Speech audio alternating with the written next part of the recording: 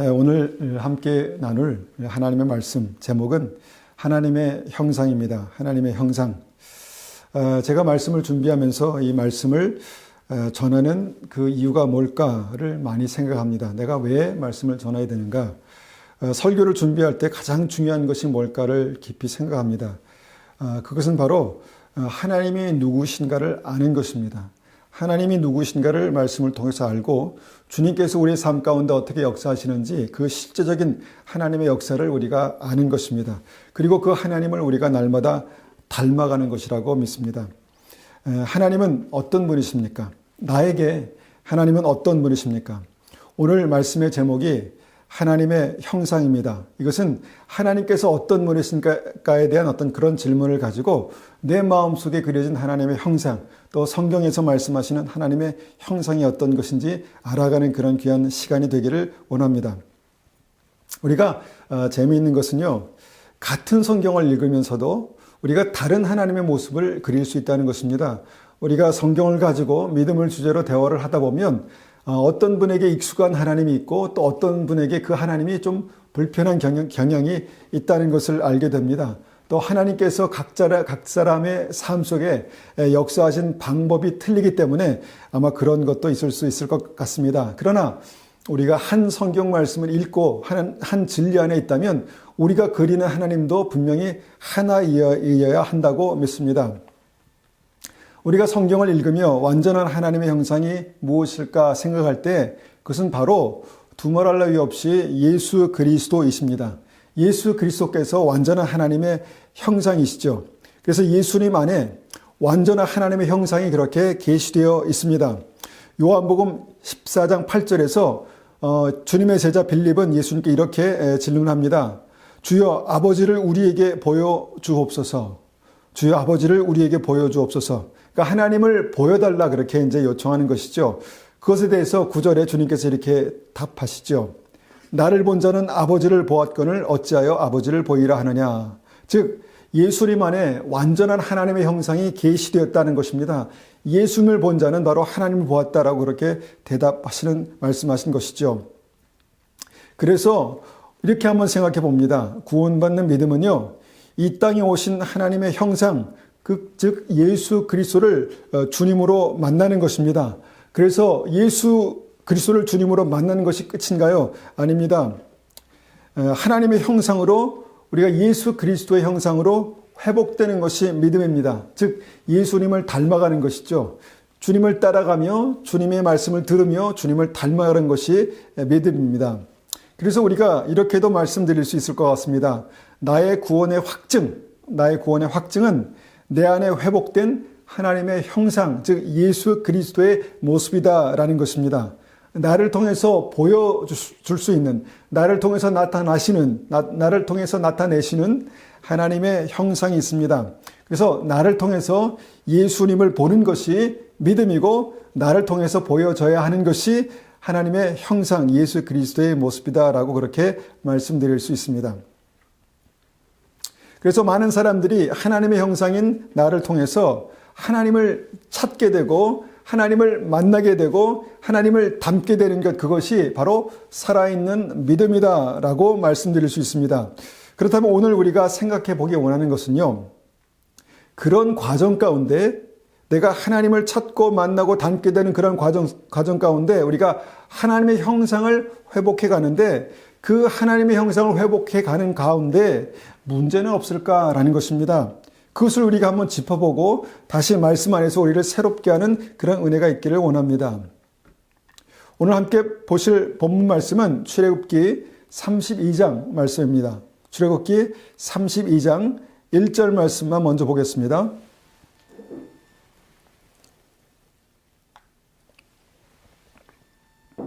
출애굽기 32장 1절 말씀입니다. 제가 받들어 읽겠습니다. 백성이 모세가 산에서 내려옴이 더딤을 보고 모여 백성이 아론에게 이르러 말하되 일어나라 우리를 위하여 우리를 인도할 신을 만들라. 이 곧 모세 곧 우리를 애굽 땅에서 인도하여 낸 사람은 어찌 되었는지 알지 못함이니라. 제가 이 말씀을 쉬운 성경으로도 한번 읽어보겠습니다. 백성은 모세가 산에서 내려오는 것이 늦어지자 아론에게 몰려와서 말했습니다. 우리를 이집트 땅에서 인도해낸 모세가 어떻게 되었는지 모르겠으니 우리를 인도할 신을 만들어 주시오. 모세는요, 이스라엘 백성들에게 하나님의 임재 그 자체였습니다. 실제로 하나님께서는 모세에게 하나님의 권위를 주셨다라고 말씀하십니다. 그리고 출애굽기 4장 16절을 보면 이렇게 말씀하시죠. 그가 너를 대신하여 백성에게 말할 것이니, 여기서 그는 아론입니다. 그가 너를 대신하여 백성에게 말할 것이니 그는 내 입을 대신할 것이요 너는 그에게 하나님같이 되리라. 자, 모세가 하나님같이 되겠다라고 말씀하신 주님의 말씀입니다.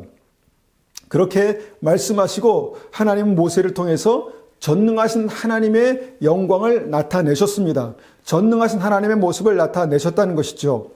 10가지 기적을 통해서 하나님의 전능하심을 나타내셨습니다.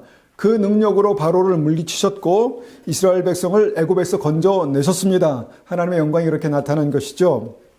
이스라엘 백성은 모세를 통해서 하나님의 형상을 그렇게 보았습니다. 그리고 하나님을 만나게 된 것이죠. 문제는 그런 모세가 하나님을 더 깊이 만나기 위해서 하나님의 말씀 10계명을 받기 위해서 시내산에 올라갔습니다. 그런데 그 시간이 길어진 것이죠. 그 시간이 길어졌습니다. 늘 그들과 함께했던 이스라엘 백성들과 함께했던 모세가 오랫동안 이스라엘 백성들의 눈에 보이지 않았던 것입니다. 그러니까 모세와의 비대면의 시간이 길어진 것이죠. 모세와의 비대면의 시간이 길어졌습니다. 그때 백성들은 이렇게 반응합니다. 불안해지기 시작했습니다. 불안해지기 시작하고 두려움이 엄습하기 시작했죠. 모세를 통해서 분명히 하나님의 기적이 나타났고 모세의 중보를 통해서 하나님께서 물과 그 양식을 공급하시는 것을 경험했고 모세를 통해서 하나님의 그 권위를 경험했고 하나님의 백성을 인도하시는 하나님의 능력을 경험하게 되었습니다. 그런데 그 모세가 보이지 않는 것입니다. 모세와의 비대면의 시간이 길어지자 백성들은 불안해졌습니다. 두려움이 임하기 시작했고 그렇게 정말 그 두려움 가운데 앞으로 어떻게 살지? 앞으로 정말 내가 무사히 가나안 땅에 들어갈 수 있을까라는 그런 생각을 하게 됐다는 것이죠. 그래서 모세와 늘 함께했던 모세의 형 아론에게 가서 이렇게 말합니다. 우리를 애굽 땅에서 인도해낸 모세가 보이지 않으니 우리를 인도할 신을 만들어 주시오. 우리가 얼핏 이 말씀만 보면 이 말씀이 무슨 의미인가라는 생각을 하게 됩니다. 왜 모세가 보이지 않는데 우리를 인도할 신을 만들어 달라는 말인가? 이 말씀을 우리가 단순하게 이렇게 해석해서 하나님 말고 새로운 신을 만들어 달라는 말로 들으면 안 되는 말입니다. 안 되는 말씀입니다. 여기서 신은 그들이 출애굽 때부터 경험했던 전능하신 하나님, 그리고 그 하나님을, 우리를 인도하셨던 그 하나님을 우리 눈에 보이게 해달라라는 그런 요청입니다. 왜 그렇게 해석할 수 있습니까? 이스라엘 백성들이 금송아지를 만들게 됩니다. 결국 금송아지를 만들어 놓고 뭘 했습니까? 5절 보니까 아론은 여호와의 절기를 지키자라고 그렇게 말합니다. 그리고 6절 보니까 백성들은 번제와 화목제를 드렸다라고 그렇게 말하죠. 그러니까 백성이 만들어 달라는 신은 이방신이 아닙니다. 갑자기 그냥 태어나는 갑자기 만들어진 그런 신이 아니라는 것이죠. 모세를 통해서 역사하셨던 그 전능하신 하나님을 우리 눈에 좀 보이게 좀 만들어 달라는 것입니다. 전능하신 하나님을 우리 눈에 보여달라는 것이죠. 그래서 모세를 통해서 하나님을 보았는데 그 모세가 보이지 않자 그 하나님을 내 앞에 좀 데려와 달라는 것입니다. 우리를 애굽 땅에서 인도해낸 그 전능하신 하나님을 지금 여기 우리가 있는 이곳에, 내가 두려워하는 이곳에 좀 데려와 달라, 모셔와 달라라고 그렇게 부탁하는 것이죠. 이것이 오늘 본문을 통해서 보는 이스라엘 백성들의 요구입니다. 그렇게 해서 어떻게 됐습니까? 아론은 백성들의 요구대로 금송아지를 만들어 줍니다. 왜 뜬금없이 금송아지인가? 자, 금송아지는 사람의 필요에 의해서 사람의 방법대로 만들어진 하나님의 형상입니다. 그러니까 이스라엘 백성들의 필요에 의해서 이스라엘 백성의 방법대로 만들어진 하나님의 형상이 바로 금송아지였다는 것입니다. 우리가 이제 이 말씀을 이해하기 위해서 이 말씀 읽기에 앞서서 하나님께서 이렇게 말씀하셨습니다. 출애굽기 20장 23절에 이렇게 말씀합니다. 너희는 나를 금이나 은으로 된 신상으로 만들지 말라. 또한 너희를 위하여 어느 신상도 만들지 말라. 하나님께서는 신상을 만들지 말라. 그러니까 우상을 만들지 말라 이렇게 말씀하시죠. 그런데 여기에 특이한 말씀이 있습니다. 너희는 나를, 하나님을 금이나 은으로 된 신상으로 만들지 말라는 것입니다. 그러니까 다른 신이 아니라 내가 믿는 그 하나님을 어떤 형상으로 만들지 말라고 그렇게 말씀하는 것이죠. 왜 하나님은 이 말씀에서 하나님의 형상을 인위적으로 그렇게 만들지 말라고 하셨을까요? 어떻게 보면 좋은 거 아니겠습니까? 하나님의 형상을 만들어 놓고 그 하나님의 어떤 그 모습을 생각하면서 묵상하면서 하나님 앞에 예배 드린다는 것이죠. 그런데 하나님께서는 이것을 아주 싫어하셨다는 것입니다. 왜 그랬을까? 왜 그렇게 하셨을까를 한번 고민해 봅니다. 자, 인간의 죄성이 하나님의 형상을 만들면 어떻게 되겠습니까? 아마도 사람이 만든 하나님, 사람이 정말 이분이 하나님이다라고 그렇게 만든 하나님은 심하게 왜곡된 모습으로 나타나고 말 것이다라는 것입니다. 분명히 내가 좋은 나의 필요를 채우는 전능하신 하나님을 만들겠죠. 즉 내가 내 마음대로 내가 필요한 하나님, 사람이 좋아할 만한 하나님, 사람을 즐겁게 할 만한 하나님을 만들 것입니다. 그것이 바로 우상이 되는 것이죠. 다른 것을 만들다가 우상을 만든 것이 아니라 하나님의 형상을 만들다가 우상을 만들게 된다는 것입니다. 사람들이 하나님을 가까이 만나고 싶은 마음이 있습니다. 그런 마음으로 하나님의 형상을 그리고 그렇게 만들어 간다는 것이죠. 결국 그래서 그렇게 만든 하나님의 형상이 우상이 될 수 있다는 것이 오늘 본문의 굉장히 중요한 핵심입니다. 그렇게 탄생한 것이 오늘 본문의 금송아지 형상이었습니다. 왜 하필 그런데 금송아지일까? 독수리, 사자 얼마나 멋있습니까? 뭔가 좀 폼나고 멋있는 그런 그림을 그려야 되는데 왜 하필 금송아지였을까요? 여러분, 이스라엘 백성들이 하나님 앞에 예배 드릴 때마다 보았던 것이 무엇입니까? 바로 송아지입니다. 각을 떠서 하나님의 제단에 올려두었던 그 바로 송아지인 것이죠. 그 송아지를 보면서 하나님을 그렸다는 것이죠. 나름대로 정확한 어떤 하나님의 모습을 추론할 수 있는 어떤 그런 분명한 어떤 그 근거가 있었다는 것입니다. 그것이 바로 송아지였고 그 송아지를 보면서 하나님을 그렇게 연상했다는 것이죠. 그래서 하나님을 만들어 달라고 했을 때 뭐 두말할 여지 없이 모두가 공감했던 그 모습이 바로 그 하나님의 형상이 바로 정말 금으로 만든 고급스럽게 만들어진 하나님의 형상 금송아지였다라는 것입니다. 여러분 잘 생각해 보면 이것을 한번 정리해 보면 그들이 경험한 믿음을 바탕으로 만든 하나님의 형상, 그들이 가진 최고의 가치 있는 금으로 만든 하나님의 형상, 그들이 가진 최고의 기술과 능력으로 만든 기술력으로 만든 하나님의 형상, 이것이 바로 금송아지였다라는 것입니다. 자, 그 만드는 장면을 한번 읽어보겠습니다. 출애굽기 32장 2절입니다. 32장 2절. 아론이 그들에게 이르되 너희의 아내와 자녀의 귀에서 금고리를 빼어 내게로 가져오라.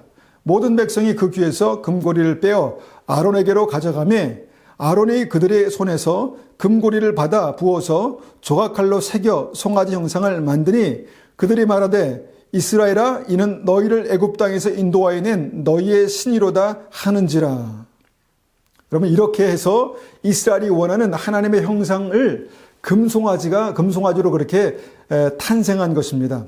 그리고 중요한 것은요, 그들의 예배는 그 송아지 앞에서 계속해서 그렇게 진행되었다는 것입니다. 출애굽기 32장 5절 말씀입니다. 출애굽기 32장 5절. 아론이 보고 그 앞에 제단을 쌓고 이에 아론이 공포하여 이르되 내일은 여호와의 절일이니라 하니 이튿날에 그들이 일찍 일어나 번제를 드리며 화목제를 드리고 백성이 앉아서 먹고 마시며 일어나서 뛰놀더라.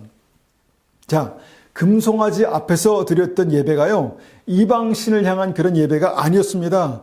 예배의 대상이 바로 여호와였다는 것입니다. 여호와 하나님을 공포하고 여호와 하나님의 이름을 부르고 내일은 성일이라 그렇게 공포합니다. 그리고 그곳에서 드렸던 예배 행위가 다른 것이 아니었습니다. 이전부터 계속해서 하나님 앞에 드렸던 바로 번제와 화목제를 드리는 같은 예배, 같은 형식의 예배였다는 것이죠. 금송아지만 앞에 있었지 그들이 드렸던 그 예배와 비교해서 달라진 것은 없었습니다. 그러니까 예배의 대상도 여호와 하나님이었고 예배의 방법도 번제와 화목제였고 그 앞에서 이전에 드렸던 대로 그렇게 예배를 드렸다는 것이죠. 그런데 이 예배에 대한 하나님의 판결이 무엇이었나요? 이 예배에 대한 하나님의 판결이 무엇이었습니까? 32장 7절입니다. 출애굽기 32장 7절. 여호와께서 모세에게 이르시되 너는 내려가라. 내가 애굽 땅에서 인도해낸 내 백성이 부패하였도다. 자, 뭐라고 말씀하십니까? 이 백성이 부패하였다. 이 백성이 썩었다. 이 예배가 썩었다. 이렇게 말씀하시는 것입니다. 여러분, 이것은 우리가 단순하게 그냥 우리가 흔한 말로 정말 부패했다 이런 말이 아닙니다. 이것은 완전히 죽음이다. 하나님 보시기에 이것은 썩어 문드러진 그런 죽음이다라고 말씀하는 것이죠. 그래서 이 예배로 하나님의 진노는 정말 하늘을 찌르게 됩니다. 이 말씀을 보니까 우리가 이 말씀의 상황들을 한번 상상해 볼 필요가 있는데 이때 하나님의 진노는 하늘을 찔렀다는 것입니다. 바로 모세를 하나님께서 흔들어 깨우시면서 저기 내려가서 바로 이 백성이 부패했으니까 빨리 내려가라 이렇게 이제 말씀하시죠. 그리고 32장 9절에 이렇게 말씀합니다. 여호와께서 또 모세에게 이르시되 내가 이 백성을 보니 목이 뻣뻣한 백성이로다. 그런즉 내가 하는 대로 두라. 내가 그들에게 진노하여 그들을 진멸하고 너를 큰 나라가 되게 하리라. 자, 하나님께서 말씀하시죠. 이 백성은 목이 뻣뻣한 백성이다. 정말 고집이 세고 교만한 백성이다. 이렇게 말씀하는 것입니다. 그래서 어떻게 됩니까? 그래서 어떻게 하시겠다는 것이죠? 내가 그들을 진멸하리라. 내가 그것을 다 심판하여 없애버리겠다. 이렇게 말씀하는 것입니다. 여러분, 이 하나님의 진노가 느껴지십니까? 여러분, 이 하나님이 우리가 믿는 하나님인가? 라는 생각을 하게 됩니다. 하나님께서 이런 일로, 이런 상황에서 이렇게 진노하시는 하나님이신가? 여러분, 우리가 성경을 읽을 때요, 한쪽으로 치우치면 안 됩니다. 진리가 한쪽으로 치우치면 진리가 아닌 것이죠. 우리가 구약의 말씀과 신약의 말씀, 은혜의 말씀과 하나님의 어떤 심판의 말씀이 균형을 맞추어 다 온전히 맞춰질 때 우리가 이것이 이제 진리이고 이것을 통해서 보는 하나님의 형상이 온전한 하나님의 형상이죠. 그런데 우리에게 익숙하지 않은 정말 진노하시는 하나님의 모습을 여기서 우리가 보게 된다는 것입니다. 어느 정도 진노하는가? 이스라엘 백성들, 정말 애굽에서 그 어려운 가운데 홍해를 건너서 이끌어내신 그 사랑하는 하나님의 백성, 이스라엘 백성들을 다 죽이시겠다고 그렇게 맹렬히 노를 바라시는 이분이 바로 하나님이셨다라는 것입니다. 하나님이시다라는 것입니다. 여러분, 하나님은 어제나 오늘이나 영원토록 변함이 없으신 하나님이십니다. 구약의 하나님도 하나님이고 지금 하나님도 하나님이고 앞으로 오실 하나님도 하나님이십니다. 어제나 오늘이나 영원토록 변함없는 하나님의 그 하나님의 분노가 정말 분노하신 하나님의 모습이 여기 이렇게 그려지고 있다는 것입니다. 그런데 저는 이 말씀을 묵상하면서 그런 생각했습니다. 이 시대가 이 하나님을 잊고 산다. 이 시대가 너무 쉽게 이 하나님을 잊고 산다는 것입니다. 어떤 면에서는 아예 이 하나님을 모르는 것 같습니다. 문제는 이 하나님을 모른다면 앞으로 심판의 주로 다시 오실 하나님, 주님을 모를 수 있다는 것입니다. 정말 주님께서 다시 오신다라고 우리가 알고 있지만 그때 주님은 은혜의 주님이 아니라 심판의 주로 오신다는 것이죠. 우리가 어떻게 심판하실까? 정말 앞으로 하나님께서 오셔서 심판하실 때는 마치 이와 같은 분노를 맹렬히 쏟으시는 그런 하나님의 모습을 우리는 계시록 말씀에서 볼 수 있다는 것입니다. 그런데요. 오늘 본문의 결론을 보면 다행히 이 하나님의 진노는 모세의 간절한 중보로 그렇게 무마됩니다. 모세의 간절한 중보로 이 진노가 쏟아지지 않게 된 것이죠. 모세의 중보로 말미암아 하나님께서 그 마음을 돌이키시고 그 노의 어떤 그 노를 가라앉히시고 그 어떤 심판의 어떤 말씀을 주님께서 다시 거둬들이십니다. 출애굽기 32장 11절 말씀이죠. 출애굽기 32장 11절 말씀입니다. 모세가 그의 하나님 여호와께 구하여 이르되 여호와여 어찌하여 그 큰 권능과 강한 손으로 애굽 땅에서 인도하여 내신 주의 백성에게 진노하시나이까. 어찌하여 애굽 백성들이 이르기를 여호와가 자기 백성을 산에서 죽이고 지면에서 진멸하려는 악한 의도로 인도해 내었다고 말하게 하시려 하나이까. 주의 맹렬한 노를 그치시고 뜻을 돌이켜사 주의 백성에게 이 화를 내리지 마옵소서.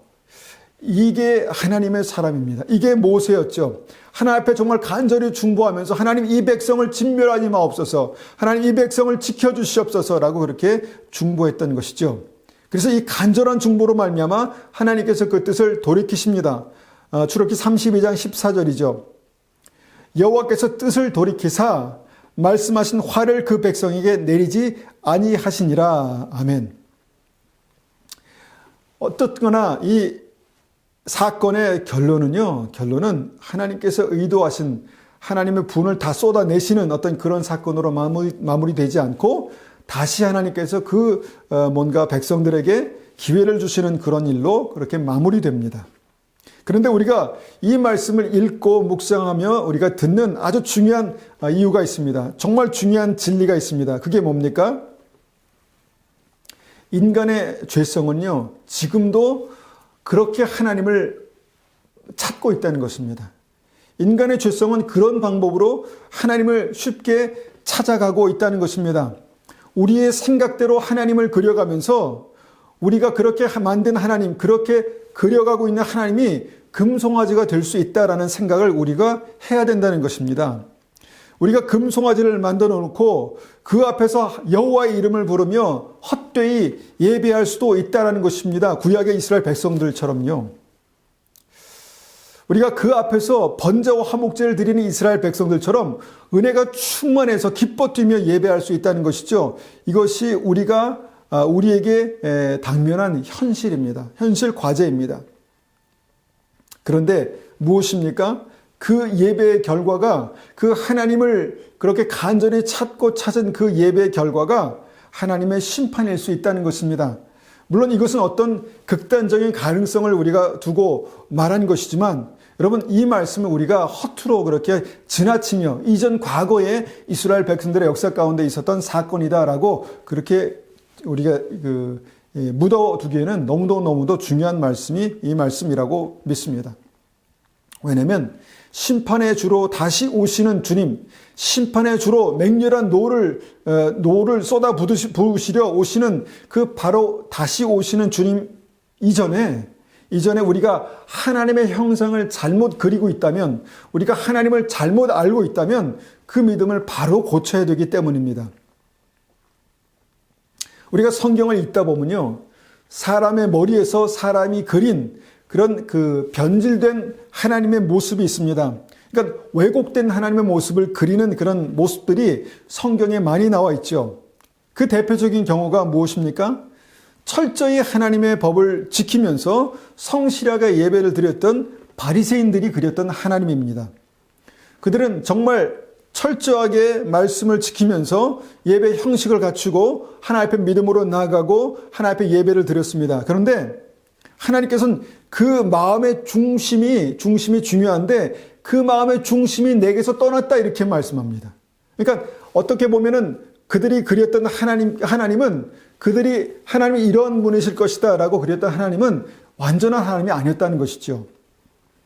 마태복음 23장 23절에 이렇게 말씀합니다. 그 바리새인들에 대해서 이렇게 말씀하시죠.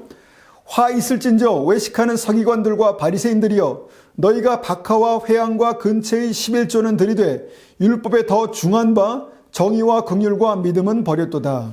자, 바리새인들은요, 정말 박하와 회향과 근체의 11조를 드리는 것, 말씀을 지키고 그 말씀대로 살아가는 것을 굉장히 중요하게 생각했습니다. 율법을 지키고 율법대로 살아가는 것을 굉장히 중요하게 생각했죠. 그것이 그들이 섬기는 하나님이었습니다. 그런데 더 중한 바, 하나님께서 더 중하게 여기시는 정의와 긍휼과 믿음은 버렸다, 이렇게 말씀하는 것입니다.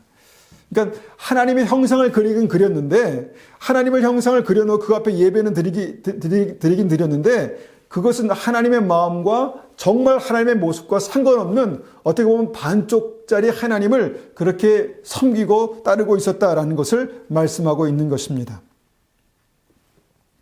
자, 예배와 헌물을 기뻐 받으신 하나님, 우리가 그 하나님을 압니다. 그런데 사람 마음 속에 있는 정의와 긍휼, 그러니까 그 중심을 보시는 하나님에 대해서 이들은 모르고 있었다는 것이죠. 그러니까 하나님의 형상을 그리긴 그렸지만 뭔가 다른 일그러진 하나님의 모습을 그리고 있다는 것입니다. 그 결과 그들은 내가 하나님의 택하신 백성이다, 하나님의 자녀다, 나는 아브라함의 자녀다 라고 그렇게 말하면서 자기 자신의 믿음에 대한 하나님의 정말 온전한 형상이다 라는 그런 자부심을 가지고 있었습니다. 그런데 그 하나님의 형상이라는 그 자부심이 정말 하나님의 마음의 중심을, 긍휼과 정의를 그 가운데 볼 수 없었다라는 것이 이 말씀이죠. 그래서 성경은요, 그들은 믿음을 버렸다, 이렇게 이제 단정지어 말씀하는 것입니다. 또한 복음서를 보면요, 예수님의 제자들도 처음에는 완전한 하나님의 형상 예수님에 대해서 잘못된 그림을 그리고 있었습니다. 그 당시에는요, 이스라엘의 메시아 대망사항이 있었습니다. 그러니까 다시 오실 예수님을 간절히, 예수님의 초림이죠.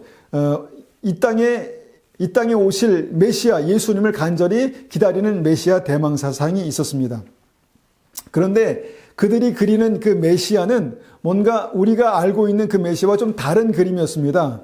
어떤 강력한 힘을 가진 메시아가 오셔서 그 땅을 빼앗고 압제했던 원수 로마를 물리치고 다시 하나님의 나라를 회복하실 정치적인 힘이 있는 그런 메시아를 그렸다는 것입니다.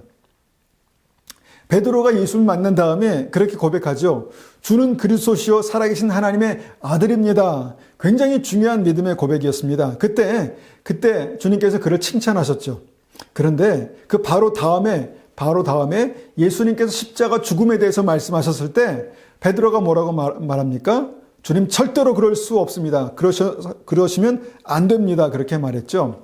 그래서 베드로의 마음속엔 그 십자가의 죽음, 예수님의 십자가의 죽음을 받아들일 수 없었다는 것입니다. 그러니까 뭔가 강력한 어떤 왕, 이 땅에 정말 왕으로 오신 메시아 주님을 그렇게 믿었지만 정말 십자가에서 돌아가실 그 예수님에 대해서는 그의 그 메시아 그림 안에는 없었다는 것입니다. 나중에 보면 예수님의 다른 제자들도 그러한 어떤 논쟁 가운데 있었던 것을 봅니다. 우리가 주님이 사랑하시는 제자 야고보와 요한이 있는데, 야고보와 요한이 예수님께 찾아와서 그런 마음의 의중을 어머님 통해서 그렇게 표현합니다. 주님의 나라에 임하실 때 우리를 주님의 왼편과 오른편에 앉게 주십시오 라고 그렇게 말합니다. 아마도 주님께서 왕으로 오셨을 때 정말 그 회복된 이스라엘 안에 자기의 어떤 그 위치가 그렇게 됐으면 좋겠다라는 그런 의지를 말한 것이라고 볼 수 있습니다. 그런데 그때 제자들도 같은 마음이었습니다. 제자들도 그 얘기를 들으면서 분해했다, 그렇게 말합니다. 그래서 전능하사 강한 정치적 어떤 능력을 가지고 계신 그 메시아가 그들이 그렸던 어떤 메시아상이었다는 것입니다.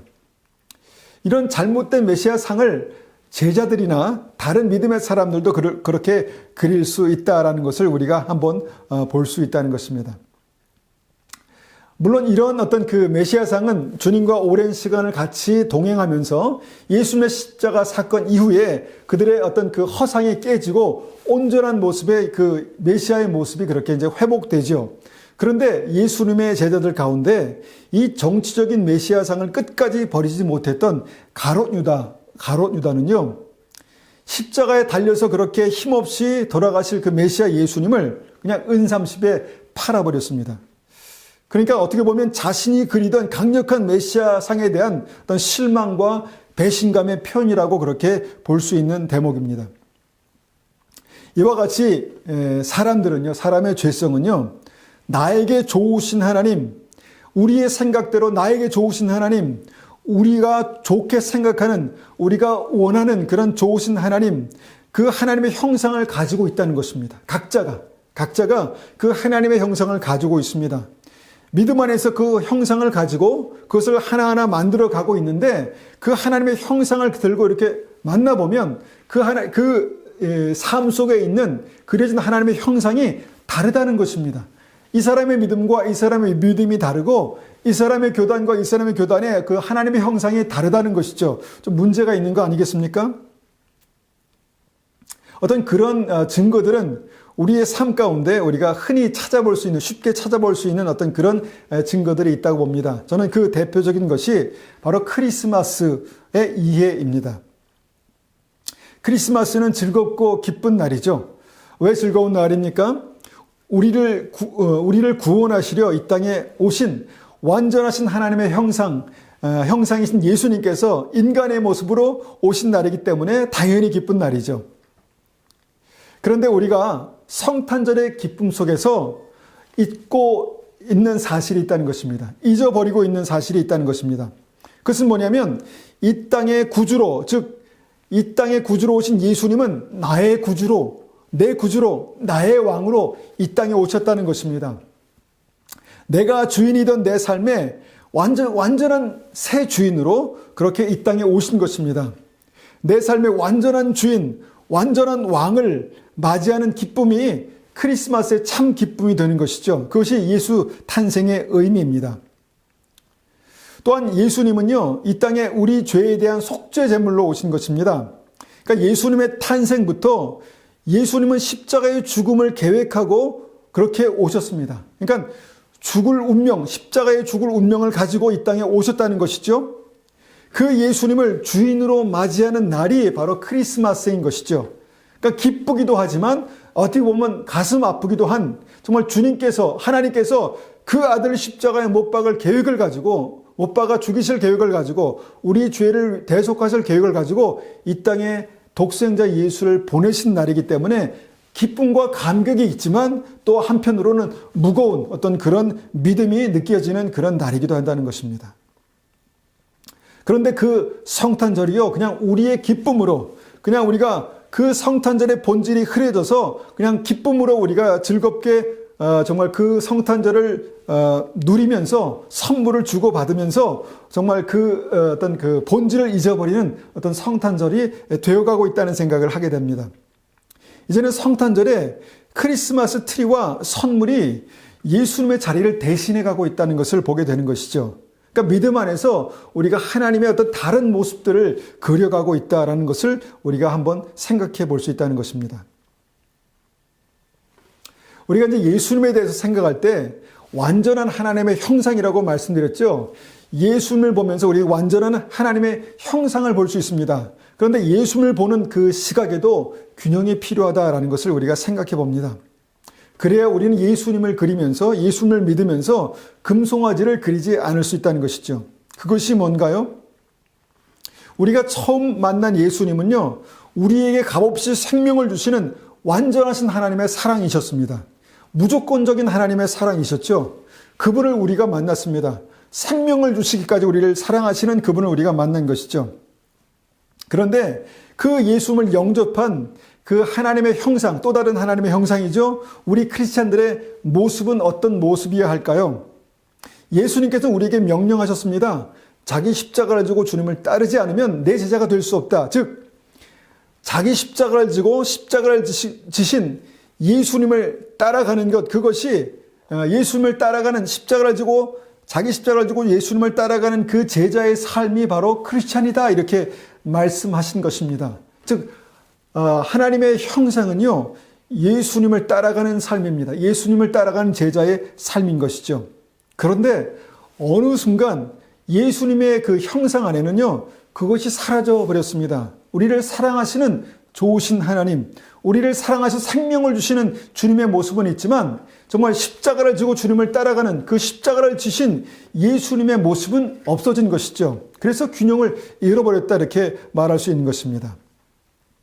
그래서 각자의 어떤 믿음 안에서 하나님의 형상을 그려가는데 그 하나님의 형상이 자칫 잘못하면 바로 이스라엘 백성들이 그렇게 믿음 안에서 만들었던 금송아지 형상이 될 수 있다라는 것을 우리가 생각해 봅니다. 그래서 우리의 삶 가운데 믿음은 뭐냐? 우리의 삶 가운데 믿음은 주님께서 성경을 통해서 말씀하신 그 진리 가운데 말씀하신 완전하신 하나님의 형상을 보는 것입니다. 여러분, 우리가 마지막 때에 보게 될 하나님의 형상이 있습니다. 그것이 뭔가요? 바로 아까도 말씀드렸지만 심판의 주로 다시 오실 하나님이십니다. 심판의 주로 다시 오실 하나님. 여러분, 믿음이 있다고 하지만 정말 그 은혜 가운데 취해서 죄를 가볍게 여기는 이 시대의 믿음이 다시 오실 하나님을 경외함으로 우리가 그릴 수 있을까 생각해 봅니다. 심판의 하나님을 화려한 금송아지로 만들어버리는 그런 일들이 있지 않나 이런 생각을 하게 되는 것이죠. 심판에 대한 하나님, 그 심판의 하나님에 대한 말씀 자체를 싫어하는 경향이 있습니다. 우리가 은혜를 강조하지만 지금 내 현실에 가득한 죄를 그 은혜로 덮어버리고 무시해버리는 것이 바로 금송아지를 그리는 그런 믿음이라고 봅니다. 우리가 회개를 알지만 회개라는 단어가 너무 익숙해져서 그 회개가 정말 삶의 변화로 그렇게 나타나야 한다는 그런 믿음, 그런 진리를 놓쳐버린 그런 믿음이 바로 금송아지를 만드는 믿음이라고 그렇게 생각합니다. 정말 하나님 앞에서 하나님을 경외함으로 두렵고 떨림으로 심판의 주인 앞에, 심판의 왕 앞에 두렵고 떨리는 경외하는 믿음을 가지고 서야 하는데 그 두렵고 떨리는 하나님을 그리지 못하는 이 시대가 바로 금송아지를 그리고 금송아지를 만들 수 있는 그 믿음의 세대라고 그렇게 생각해 볼 수 있습니다. 여러분, 주님 오시기 전에 우리 안에 온전한 하나님의 형상이 회복되어야 합니다. 우리 안에 은혜의 하나님, 우리 안에 심판의 하나님, 우리 안에 사랑의 하나님, 우리 안에 공의의 하나님, 이 온전한 하나님의 형상이 회복되어져야 한다는 것입니다. 베드로전서 1장 16절에 말씀합니다. 내가 거룩하니 너희도 거룩할지어다. 내가 거룩하니 너희도 거룩할지어다. 주님의 명령입니다. 어떻게 우리가 거룩해집니까? 어떻게 우리가 주님을 닮아갈 수 있습니까? 어떻게 주님의 형상이 우리를 통해서 나타날 수 있습니까? 주님의 거룩하심이 우리의 삶을 통해서 나타나는 것입니다. 주님께서 내 안에 사시는 그 증거가 무엇입니까? 그 거룩함, 주님의 거룩함을 다시 회복하는 믿음이 바로 그것입니다. 하나님의 형상으로 거듭나는 믿음이 바로 이런 것이죠. 이 시대는 어떤 면에서 은혜의 그림자 속에 나를 숨기고 하나님의 형상을 담는 거룩한 믿음을 금송아지처럼 화려하게 변질시켜 놓은 어떤 그런 부분이 있다라고 봅니다. 하나님의 형상은요, 내가 원하는 축복을 마음껏 부으시는 하나님이 아니십니다. 물론 하나님은 축복하십니다. 하나님은 정말 사랑하는 당신의 백성들을, 자녀들을 넘치도록 축복하시기 원하십니다. 그런데 여러분, 믿음의 그릇, 그 축복의 그릇이 준비되어 있는 것, 그것이 준비되어 있을 때 하나님께서는 우리를 축복하시지, 우리가 그 믿음으로 주님 앞에 온전히 서지 못하는데, 우리가 하나님의 형상으로 온전히 서 있지 못하는데도 축복을 그냥 넘치도록 부으시는 그런 하나님은 아니시다라는 것입니다. 성경의 그런 반대편에 그 하나님의 진노, 죄에 대한 하나님의 진노가 그렇게 기록되어 있다라는 것을 보게 됩니다. 완전한 하나님의 형상은 내 안에 계셔서 나를 주장하시는 내 안에 주인 되신 예수님이십니다. 그래서 내 삶을 바꾸시고 내 삶을 거룩하게 만들어 가시는 주님 한 분이 내 안에 회복되어져야 될 하나님의 형상이라고 믿습니다. 내가 만든 하나님의 형상, 금송아지 형상이 조금이라도 내 삶에 남아있다면 그것은 완전히 깨어지고 부서져서 가루가 되어야 합니다. 그리고 생명샘물로 날마다 씻겨져 내려가야 합니다. 한 주간 오늘 주신 말씀으로 내 삶을 비춰보길 원합니다. 성령께서 이 말씀을 가지고 내 삶을 비추셔서 내 안에 하나님께서 일그러진 하나님의 형상을 온전히 드러내시기를 원합니다.